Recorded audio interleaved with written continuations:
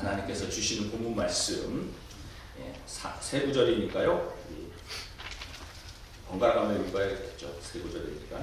먼저 고린도전서 13장 11절 제가 읽고 그 다음 절 성도님들이 읽고 마지막 절 같이 공독하도록 하겠습니다.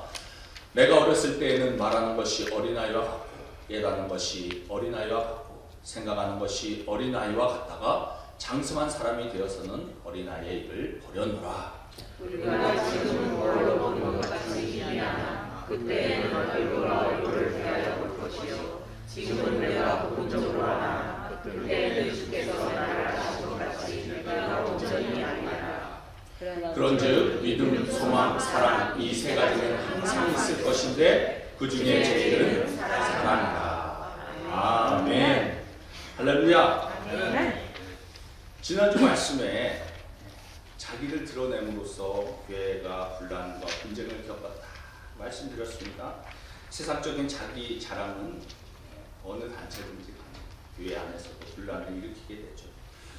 오직 주님만이 드러나야 할 줄 믿습니다. 하나님은 사랑의 하나님이세요. 그런 사랑의 하나님의 자녀가 된 우리는 하나님의 성품으로 성숙해야 할 줄 믿으시기 바랍니다. 오늘 본문인 고린도전서 13장 하면 떠오르는 게 뭘까요? 사랑장이죠. 너무나 유명한 사랑장입니다. 근데 그 13장 앞뒤, 그러니까 전후죠. 12장, 14장에 보면은요, 그 은사에 대해서 기록하고 있어요. 방언의 은사, 통역의 은사, 예언의 은사, 병고침의 은사, 뭐 이런 여러 가지 은사에 대해서 말씀하고 있습니다. 왜 사랑에 관한 내용이 은사장 그 한가운데 그 중간에 있을까요? 아무리 은사가 많고 영적인 지식이 풍성하고 산으로 옮길 만한 믿음이 있어도 사랑이 없으면 아무것도 아니라는 겁니다. 사랑의 하나님, 그 하나님의 사랑과 은혜가 가득하다면 서로 자신을 드러내며 다투는 것이 아니라 1만 달란트의 빚진 자의 심정을 가지고, 그죠? 교회의 덕을 세우기 위해서 성령의 은사가 쓰여져야 함을 말하고 있다는 것입니다. 그렇다면 우리는 어떻게 살아가고 있습니까? 오늘은 어린아이의 일을 버려놓으라 라는 제목으로 말씀을 선포하고자 합니다. 오늘 본문 말씀 13절에 그런즉 믿음, 소망, 사랑 이 세 가지는 항상 있을 것입니다. 그 중에 제일은 사랑이라. 신앙의 핵심이 여기에 다 들어가 있다는 겁니다. 믿음, 소망, 사랑. 너무나 중요한 것이죠. 그런데 그 중에서도 제일 사랑이다라고 말씀하고 있어요. 믿음도 중요하고 소망도 중요하지만 다 때가 있다는 거예요. 유한하다는 겁니다. 하지만 사랑은 영원하기 때문에 가장 중요하다는 거예요. 이게 무슨 말인가 하고 생각하실 분들이 있을 겁니다. 우리가 천국을 가면 실제로 하나님의 얼굴을 대면하여 볼 것이기 때문이라는 겁니다. 14절에 보면 우리가 지금은 거울로 보는 것 같이 희미하나 그때는 얼굴과 얼굴을 대하여 볼 것이요 지금은 내가 부분적으로 하나 그때에는 주께서 나를 아신 것 같이 내가 온전히 알리라. 그 12절에 말씀하고 있잖아요. 우리가 이 땅에 살아가는 동안 믿음, 소망 이것이 필요하다는 것이지 천국에 가서는 하나님을 직접 대면하여 볼 것인데 더 이상 필요가 없다는 것입니다. 모든 영적인 은사도 마찬가지라는 거예요. 8절에 보면 사랑은 언제까지나 떨어지지 아니하되 예언도 패하고 방언도 그치고 지식도 패하리라. 하나님이 주시는 예언과 방언과 지식은 천국에서는 아무 쓸모가 없다는 겁니다. 여러분 한번 생각해 보시기 바랍니다. 천국에 가서 예언이 필요할까요? 천국에 가면 모든 것을 알게 되기 때문에 예언이 필요 없는 것입니다. 하나님을 직접 대면하여 보는데 뭔 예언이 필요해요? 방언은 또 어떻습니까? 천국에 가서 방언이 필요할까요?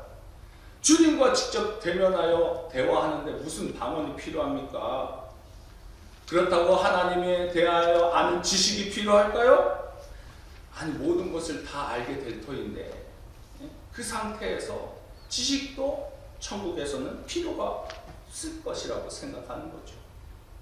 하나님과 얼굴을 대면하여 우리가 이 대화를 나누기 때문에 천국에서는 어쩌면 더 이상 목회자가 인도하는 예배가 필요가 없는 거예요. 천국에 무슨 설교가 필요하겠습니까? 주님이 직접 말씀하시는데, 그죠? 더 이상 저 같은 목회자는 이제 잘리는 거예요.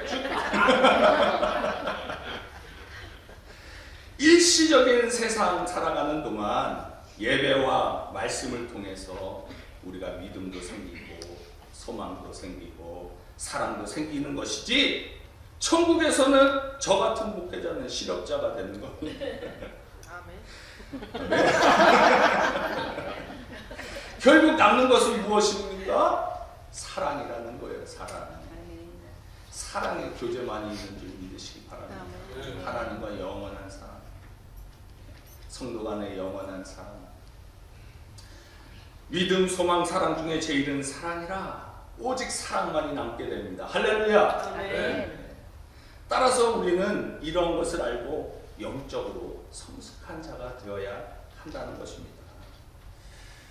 오늘 본문 11절에 내가 어렸을 때에는 말하는 것이 어린아이와 같고 깨닫는 것이 어린아이와 같고 생각하는 것이 어린아이와 같다가 장성한 사람이 되어서는 어린아이의 일을 버려놓으라 말씀하고 있습니다. 그러니까 어릴 때는 그렇잖아요. 말하는 거 얼마나 유치합니까? 그죠? 깨닫는 거 얼마나 제한적이고 자기가 깨닫습니까? 생각하는 것도 마찬가지 아니에요? 장성해서는 다 버린다는 거예요. 우리는 성장해야 합니다. 성숙해야 합니다. 장성한 사람이 되어서는 이런 어린아이의 일을 버려야 한다는 것입니다. 그렇다면 어린아이의 특징은 무엇일까요? 첫째로 어린아이들의 특징은 자기중심적이라는 겁니다. 자기밖에 모르는 거예요. 내가 모든 것의 중심이 되는 것입니다. 나만 위해달라고 합니다. 형제 자매도 마찬가지예요. 어렸을 때 왜 나는 이것만 줘? 왜 누나는 저거 그렇게 많이 줘? 이러면서 우리가 싸우잖아요. 아이, 크기에 따라, 그죠? 다 맞춰서 주는 거죠. 그런데 그거 갖고 왜 그러냐는 거죠. 부모님의 기분은 전혀 생각하지 않습니다. 내가 원하는 것을 갖기 위해서 때를 씁니다. 아무리 100가지를 잘해줘도 한 가지를 안 해주면은 원망하고 불평하고 소리치는 거예요. 어린아이가 예배 시간이라고 울지 말아야지 하고 울지 않는 아이가 있습니까? 무언가 부족하면 울고 땡깡 부리는 겁니다. 어린아이는 심리적으로 그렇다는 거예요. 어머니가 왜 저식후겠냐? 하나는 먹고 하나는 가지고 놀라는 거죠. 남에게 양보하지 않습니다. 철저하게 자기중심적이에요. 아버지는 돈 벌어오는 사람이고 어머니는 나에게 음식 주는 사람이고 형제 자매는 나랑 놀아주는 사람들인 거예요. 전부가 나밖에 모른다는 겁니다. 둘째로 어린아이들의 특징은 지극히 현세적이고 순간적이라는 겁니다. 그러니까 먼 미래를 생각하지 못한다는 거죠. 지금은 어린아이들 납치하는 경우가 드물지만 납치범들이 어린아이들 꼬드기 때 어떻게 해요? 잘해주면 넘어가는 거예요. 사탕 사주고 아이스크림 사주면은 좋은 사람이다 생각하고 따라가는 거예요. 물질을 받으면 사랑이고 못 받으면 사랑이 없다고 생각하는 거죠. 얼마나 단순합니까? 그래서 어린아이가 순진하다는 거예요. 예전에 어린이 성추행 사건들이 많이 보도가 된 적이 있는데 바로 이런 면을 노리고 접근을 하기 때문에 그렇다는 거죠. 우리가 다들 여기 올 때 자동차를 몰고 오잖아요. 자동차를 운전하는 사람은요 항상 전방을 주시하고 보는 거예요. 적어도 200m, 300m 그 멀리 있는 거를 다 주시하면서 운전하면서 바라보고 오는 것입니다. 차를 운전하는 사람은 바로 내 차 앞에 있는 차 바라보면서 깜빡이 키면은 깜빡이 키나 보다. 브레이크 밟으면 서야지. 이게 아니라는 겁니다. 이 초보 운전대는 어때요? 이 전방을 바라보지 못하고 앞에 차만 바라보는 거예요. 차만. 네? 1m 앞만 바라보고 가니까 막 휘청휘청 하는 겁니다. 언제 브레이크를 밟아야 될지, 언제 엑셀을 밟아야 될지, 전방에 있는 그 흐름을 보고 가야 되는데, 저 멀리에서 신호등이 빨간색이 딱 들어오면 조금 있으면 브레이크를 밟을 것 같구나. 그리고 준비하는 거예요. 근데 앞차만 보면은 운전이 그냥 막 휘청휘청 되는 거죠. 종합적으로 바라보면서 운전하는 겁니다. 전방 앞에 있는 것이 얼마 안 있으면 나에게 다가올 것이다 라고 예측을 하고 운전을 하는 거죠. 그것이 바로 성숙이라는 겁니다. 내가 과연 이런 일을 하면 어떠한 일이 벌어질 것인가 생각해야 하는 겁니다. 셋째로, 어린아이들의 특징은 잘 싸워요. 아이들 보면은요, 서로 잘 놀다가도요, 갑자기 아무것도 아닌 것 같고 툭 하고 싸웁니다. 왜 그럴까요? 서로 잘났다는 거예요. 내가 너보다 힘세. 아니야, 내가 너보다 더 힘세. 그러면서 서로 싸우는 거죠. 고린도 교회가 이와 같은 분쟁에 있어서 사도 바울이 계속해서 너희들은 유치하다는 겁니다. 고린도 교회에서 아볼로파다, 바울파다, 베드로파다, 예수파다, 왜 파가 있느냐? 서로 잘났다는 거죠. 자기가 잘났다는 겁니다. 그러니까 쉽게 말하면 이런 거죠. 나는 아볼로 목회자가 인정하는 사람이다. 야, 나는 이 고린도 교회를 세운 사도 바울에게 세례를 받은 사람이다. 야, 나는 사도 베드로와 연락을 주고받는 사람이야. 또 어떤 사람 그러겠죠. 나는 예수님께 제자 훈련 받은 사람이야. 이런 자랑하지 않겠습니까? 자기도 시원찮으면서 남의 권위를 빌려서 자기를 높이고 자기 특권을 주장하면서 이게 하나가 되지 못하는 것입니다. 결국은 자기를 낮추고 상대방을 높이면서 하나가 되는 것인데, 또한 자기가 하는 일만 귀하다고 생각하는 거죠. 남이 하는 일은 다 잘못됐고 내가 하는 일은 다 잘됐다고 생각합니다. 전부 그런 식의 판단이 알고 보면 유치하다는 거예요. 사도 바울은 이에 대해서 이렇게 고린도전서에서 가르쳐 줍니다. 우선 교회를 사람의 몸으로 비유합니다. 여러 지체는 많으나, 우리 몸에 여러 지체가 있잖아요. 몸은 하나이고 눈이 손더러 너를 쓸데없다 하거나, 또한 머리가 발더러 내가 너를 쓸데없다 하거나 하지 못하리라. 몸 가운데서 분쟁이 없고 오직 여러 지체가 서로 화치하여 돌아보게 하셨으니 너희는 그리스도의 몸이요 지체의 각 부분이라. 따라서 만일 한 지체가 고통을 받으면 모든 지체도 함께 고통을 받고, 한 지체가 영광을 얻으면 모든 지체도 함께 즐거워한다. 할렐루야. 몸의 비유를 통해서 말하고 있습니다. 또한 농사의 비유를 통해서 우리들에게 알려주죠. 여기에 농사를 짓는다고 하자. 심는 자가 있고 가꾸는 자가 있고 물 주는 자도 있고 추수하는 자도 있다. 각자 자기 할 일을 할 뿐이다. 다 소중하다. 그러나 자라게 하시는 이는 하나님뿐이시다. 누가 물을 줬느냐, 누가 거름을 줬느냐가 중요하지 않다는 것입니다. 자라게 하시는 하나님이 계시기 때문에 하나님을 바라봐야 한다는 것입니다. 보이지 않는 하나님, 그의 능력, 그의 경륜을 볼 줄 알아야 한다는 겁니다. 이것이 바로 성숙한 자의 깨달음이에요. 사도 바울은 오늘 본문에 말하잖아요. 나는 장성한 사람이 되어서는 어린아이의 일을 버려놓으라.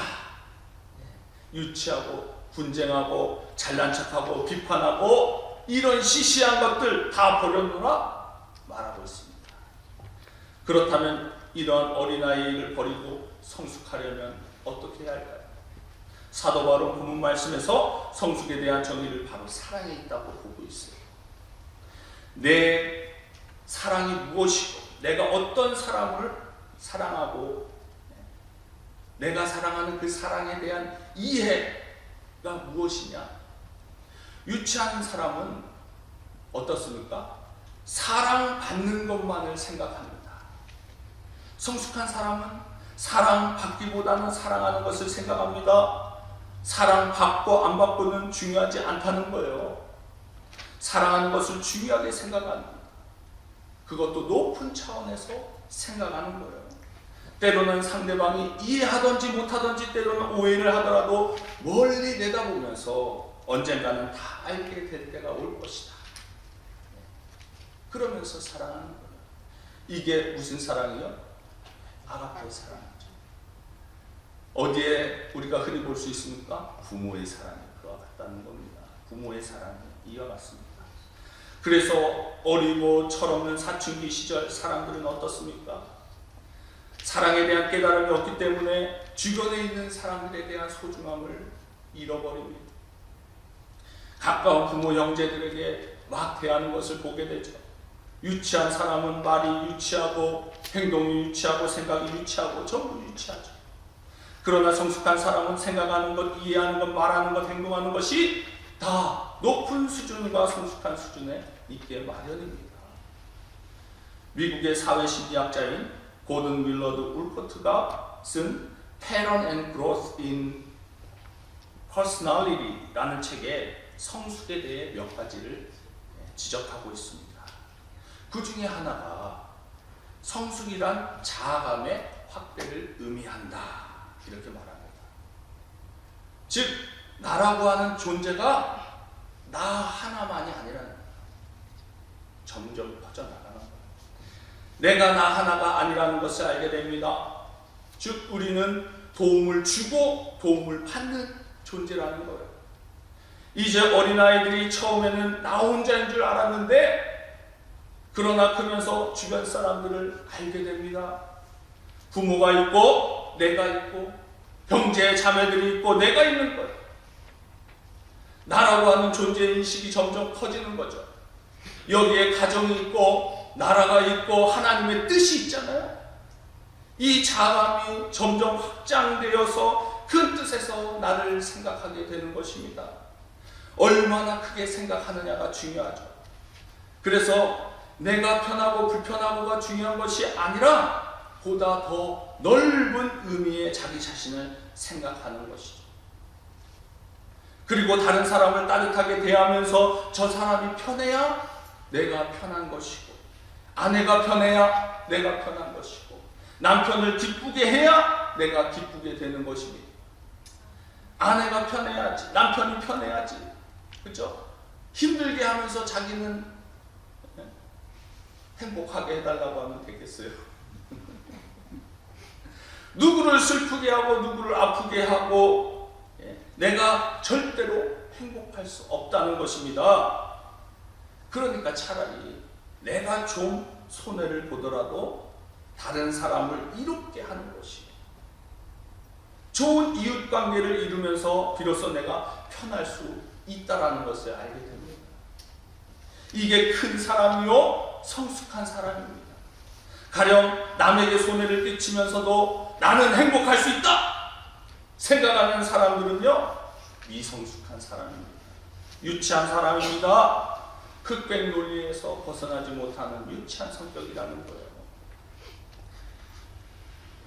김효 장로님이 보내주신 그 카톡의 글 중에서 좀 와닿는 글이 있어서 제가 한번 찾아봤습니다. 근데 그 글쓴이가 기독교인이 있더라고요. 1920년생, 그러니까 102세죠. 102세. 대한민국의 최고령 수필가이자 철학자이자 연세대학교 명예교수인 김형석 교수가 쓴 속삭임이라는 글이에요. 거기 글입니다.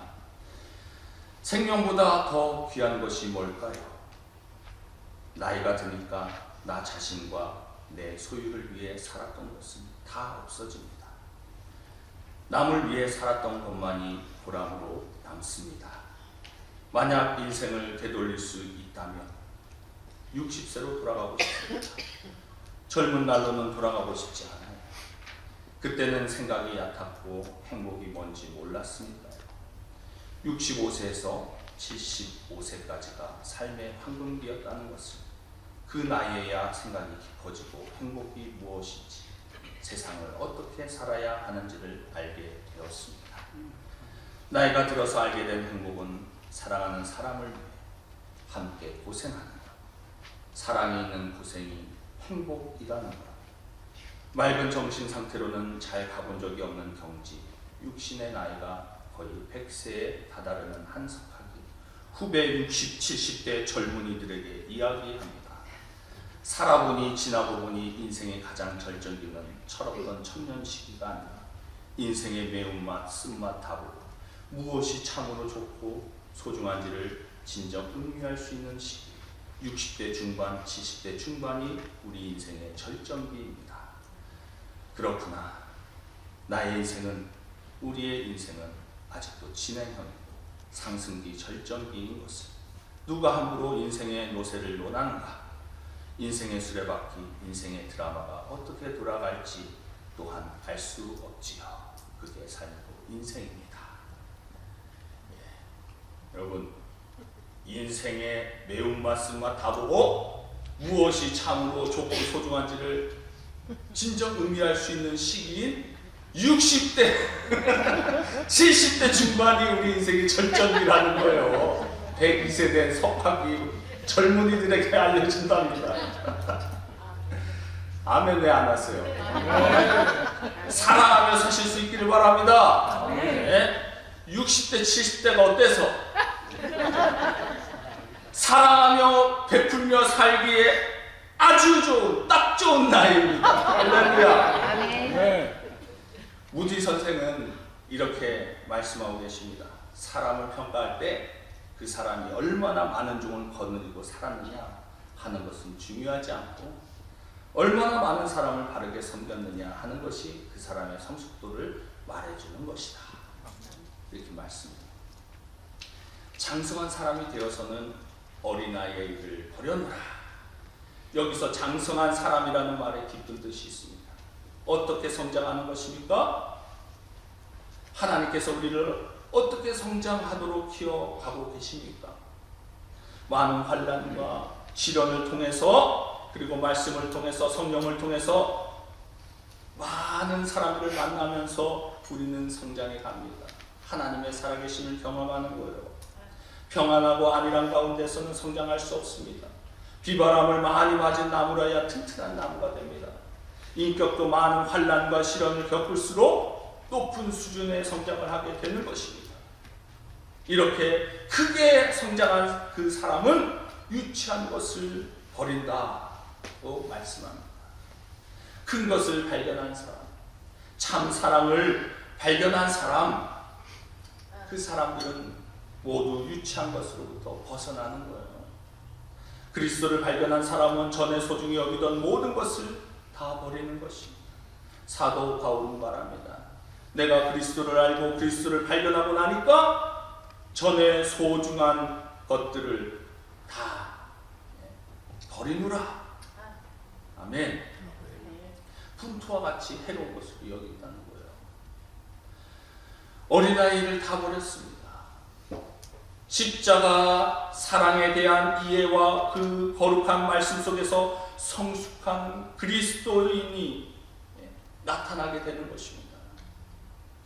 그리할 때에 유치한 것, 어리석은 것, 미련한 것을 다 떠나게 됩니다. 거기에 그리스도인의 모습이 있습니다. 그리스도인의 영광이 있는 것입니다. 마지막으로 말씀드립니다. 그런즉 믿음, 소망, 사랑, 이 세 가지는 항상 있을 것인데 그 중에 제일은 사랑이라. 아멘. 사람이 살아가는 데 있어서 믿음, 소망 중요하죠. 그러나 그보다 더 중요한 것이 사랑입니다. 하나님의 완전한 사랑, 그 사랑을 나누어주는 사람들 때문에 지금 그곳이 천국이 되는 것입니다. 지옥이 따로 있습니까? 사랑이 없는 곳이 지옥입니다. 천국의 생존 방식은 사랑입니다. 천국을 행복하게 만드는 것이 사랑입니다. 오늘 여러분이 있는 곳을 정말 행복한 곳으로 만들고 싶으십니까? 사랑하시기 바랍니다. 정말 행복한 인생을 살고 싶으십니까? 그러면 사랑하십시오. 사랑은 영원한 삶의 원동력입니다. 아멘. 기도하겠습니다.